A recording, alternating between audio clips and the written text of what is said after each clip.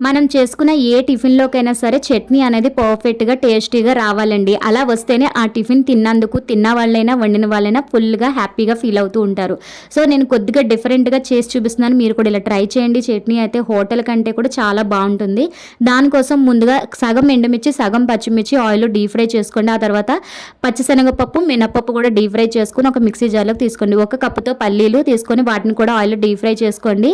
అవి బాగా deep fry అయిపోయిన తర్వాత ఒక మిక్సీ జార్‌లోకి తీసుకొని చల్లరబెట్టి తర్వాత ఒక కప్పుతోటి వేపిన శనగపప్పు, ఒక కప్పుతోటి కొబ్బరికాయ ముక్కలు, చిన్న అల్లం ముక్క, 2, 3 వెల్లుల్లి రెమ్మలు, రుచికి సరిపడగా సాల్ట్, కొద్దిగా వాటర్ వేసుకొని మిక్సీలో మెత్తగా రుబ్బేసుకోండి. తర్వాత పోపుతోటి చట్నీ పోపు పెట్టేసుకోండి.